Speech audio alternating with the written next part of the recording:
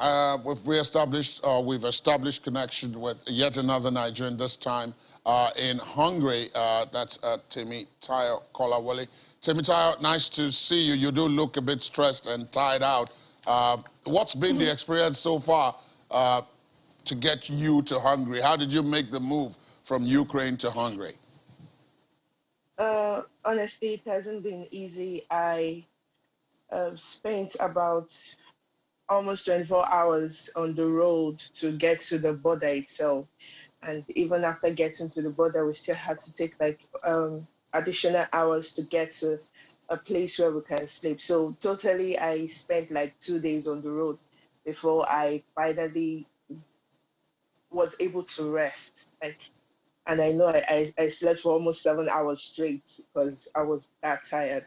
I hadn't Where slept did for you where five did you days start in a out row. where did you start out from in the Ukraine? Where were you based in the Ukraine? Okay, so I was at Zaporozhye. From Zaporozhye to take a train. It was free, evacuation train to Lviv, and then from there I had to take another train to Uzhgorod. From there, we kind of chartered a bus that was going to take us straight into Hungary. When you say we, that meant you weren't alone. There were several others with you. Of course, yes. In my bus were like 50 African students. Not just Nigerians. We're all Nigerians actually in this bus, but there were some others that had gone with the train. There were some Ghanaians. Okay, I think there were some people from Benin, if I'm not mistaken. Also, there are people from Africa there, basically. What was your And there were experience like some, at the border? the border. That is another story entirely because when we got to okay, so there were different borders. There was one that we had to go from Ukraine itself, as you're checking out. And when we got to that border, that was where we spent the longest amount of time, almost the whole day, because they were checking cars and also checking buses. There were like 12 buses in front of us taking students out of Ukraine. So we spent a good amount of time there before we're even able to leave Ukraine itself. So, man, it was. But when you say they searched, when you say they were going through the buses, did they tell you what they were looking for? What they wanted to check? What were they checking? Mm, you have to have your passport, uh, and they had to make sure that because there were some Ukrainian men that they left their family to go and fight this war. That was a very emotional moment. So you had to have your passport. They had to be sure that you were not taking some guns or knives or some dangerous um, weapons out of the country into another country.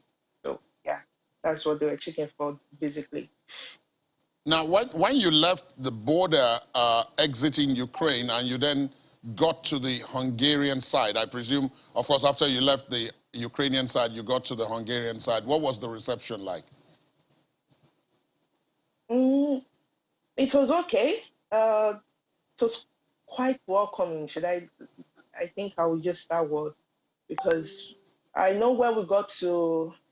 I don't really know the names of the cities. Quite confusing to know these names. So when we got to one particular city like that, we're going to take a train, and I know that they offered to give us this train ticket for free. Like I mean, given a good amount of people, like 50 free train tickets. That's really good from a country that does not even know who you are or where you're coming from. So Did you meet Nigerians? Were officials of Nigeria at any point at the border to receive you, to arrange for your movement from the border to areas? Because that was going to be my next question, but I wanted you to answer this first before hmm I get to that, hmm because evacuations okay. are supposed to start today, and Hungary is one of the hmm places that we are told that, you know, will eventually witness some evacuation. Yeah, so from other students, I heard from them that the embassy actually helped them to get a place that they can rest and freshen up. But For me, right from time when I sent an email to the Nigerian embassy, that was when the Nigerian embassy in Romania, I didn't get any reply. I had to take matters into my own hands to do something to evacuate myself. So I don't know for other people. I know about some that it helped to get a place so that they can freshen up. But for me, no, it didn't go as planned. One of the things that we have heard, you know, since this crisis began last week, is the fact that those of you who are students, if you leave, uh, the chances that you'll be able to come back are very slim. Were you told that? And if so, what arrangements or what assurances did you get before you left? Did your school or the institution you were in, were they there? Were they there for you? Did they give you any information? No, even till now, we still not heard anything from them. But there was a post going around that says there's every possibility that we'll be moved to a Polish university. We're not really sure about that. But for now, when it comes to my school giving me information about how my studies is going to go on, there's no news. There's nothing. We've not heard anything from them. We're still waiting for their feedback. The only information we got from them that I can remember is when they said we can get some psychological help or speak to a therapist for those that were in close contact to this whole event. So yes. Now, let's come to the evacuation itself. Now that you are, where are you in Hungary, by the way? I'm in a city. Like I said, I don't really know how to pronounce the names of the city, but I'm in a city that is quite close to the Romanian border. Okay. So I'm assuming, therefore, that you are not likely to be evacuated out of Hungary back to Nigeria today. No. Do you have any information about how that process is going to happen? I've asked you already, you said nobody has, Mhm. from the Nigerian embassy has been in touch yet. Yes. But is there any way that you're going to be able to get in touch with them or they can get in touch with you? Is there anybody who's doing anything to coordinate information so that those of you who moved into Hungary are able to also benefit from this evacuation?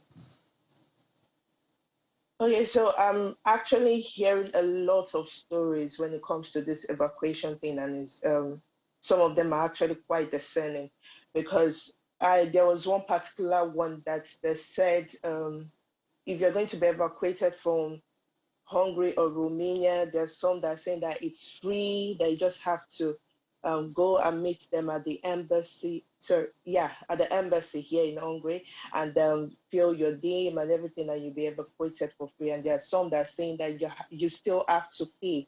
So we still don't know which of the information is true and which one is false. But there are some Let me people that ask I you know then, that they just let me okay. ask you, I'm sorry to interrupt, but let me ask you, because from what you said, now where you are is very close to the Hungarian border, and I'm assuming that means that it is some distance from Budapest, which is the capital of Hungary. Yeah, Uh, yeah. do you have plans of leaving there at some point to go to Budapest and contact the Nigerian embassy and Mhm. see what exactly is really happening so that you are safer there? And of course, all this information that you probably need can be provided. Okay. Right from the moment when I sent the email and they didn't give me a reply, I actually lost hope in Nigerian embassy. I'm sorry to say, because it feels like I said, there are lots of stories that are going around. There was one Twitter post I saw from our president that was saying, if we had the money to go there, that we should have the money also to evacuate ourselves. And I was like really, really shocked. So I No, don't really I know don't what's think, the I'm sorry again to interrupt, but yeah, I don't think our yeah, yeah. president said that. The president didn't say that. In fact, what was Okay. said is that the president approved money for flights to go and Mm-hmm. evacuate you, the students, from the places where Okay. it's possible to do so. So I can tell you right away that it isn't true that the president said that. Okay. Yeah, like I said, there are lots of rumors going around. We don't know which of the story is true or which one is not true. But the embassy has still not replied me. Uh, I was in Budapest actually yesterday, although I didn't go to the Nigerian embassy because I don't have any plans yet of going there. I still want to figure out how my schooling is going to be. If truly they are going to transfer us to other schools here around, that's either Hungary, Romania, or Polish or Poland, whichever one they're going to transfer us to. So I need to figure that out first before I even think of traveling. So I don't have any plans of going to the Nigerian embassy for now. Have you I been still in want to. Have you been in contact with your family? Yes, yes, I have. So they know that I you're have. safe and they know where you are and all of that. Yes. Well, from what you've said so far, what I can surmise is that you're not yet very anxious to return to Nigeria. You want to sort out the academic pursuit that took you there first and know in which direction it is going before you leave, if you are going to leave. Yes. But the question, therefore, is you said you have not heard from your school in the Ukraine. They haven't really given you much information. And now you're no longer there. Ukraine is on a war footing. You're now in a neighboring country. How long do you presume it would take for you to get the necessary information, for you to make the decision you need to make, and decide one way or the other whether you're coming home or whether you're staying back and you're going to be in another country? To be honest, I don't know. I don't know. My fingers are crossed that they would give a reply very soon and we can know what is going on, what we are going to do. But if I tell you that I have an exact answer of how things are going to be, I really do not. I do not have that exact answer. I can't say this is how it's going to go this way. It's going to be a straight road. No, I don't have such reply for that. I would want to also ask you how are you keeping yourself going, because some of the stories we've heard from Nigerian students talk about the difficulty of being able to access money, the cost of transactions and the use of cards, and what they faced in even I mean back in Ukraine, of course, what they faced is even getting supplies. But of course, all that doesn't apply where you are now, but what's been the situation with how you're able to sustain yourself and keep yourself going, feeding, clothing, and all of that, and of course, your safety. To be honest, is not easy. But I know that there are some cards that we got from Ukraine that can still be used here. Like the hotel I'm staying in right now, it was a free accommodation for those that left Ukraine. So that's actually a good part. And when it comes to feeding, I've not been able to eat anything since yesterday. And that's not because I don't have the money to get the food, but just I'm still a bit shaken up with the whole events that I don't feel hungry. But when it comes to other people, like my people in Poland, I know that there's some students that are rising up to even make transfer, make funds available so that they can get foodstuffs for this ones. But I was checking some Instagram posts yesterday and I was really amazed that we African students are rising up to cater for ourselves. So yeah, that's all I can say. For me, I'm still on a 50-50. I have some funds available for me, but I can't say the same for other students. I know it's very hard to get some things here because of the money difference. But for Hungary, I think Hungary, their finances are quite better.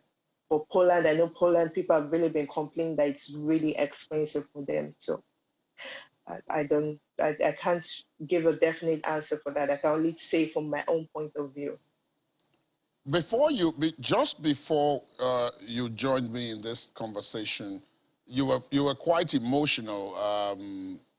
You were, shall I say, on the verge of tears. In fact, we had to delay slightly before bringing you on. Do you want to tell us what that was about? Why were you so emotional? Is it that you're missing home, or you're just completed a call with people from home? Uh, I would say I'm just overwhelmed by the love I'm receiving from my family. From I don't just have families back at home in Nigeria. I have also in some parts of the world. So I'm quite overwhelmed from the love I'm receiving from them, from friends back at home. Checking up and just wanted to see how I'm doing. Even before I came online, I received a call from my sister, and she was, really, really, she was getting emotional at one point. But I was just waking up from sleep, so I was just in between. But yeah, that's how it is. And I'm still, like I said, I'm still a bit shaking with this whole thing. I know I woke up, even with the old 7 hours sleep, I woke up in between every hour, just trying to make sure that I'm still alive. And trying to remember hearing the alarm to run to the shelter. It's it's We can really, only, really, it's a lot. we really can only wish you the very best. Congratulations, because you've reached Hungary and Yeah. safety. While you make your decisions, stay safe out there, and I'm sure that in the course of time, we will come back to you to see how you're faring and if any of the situations you've described have changed. Temitayo Kolawole, thank you so much for speaking with us this morning, and best of luck. Thank you very much.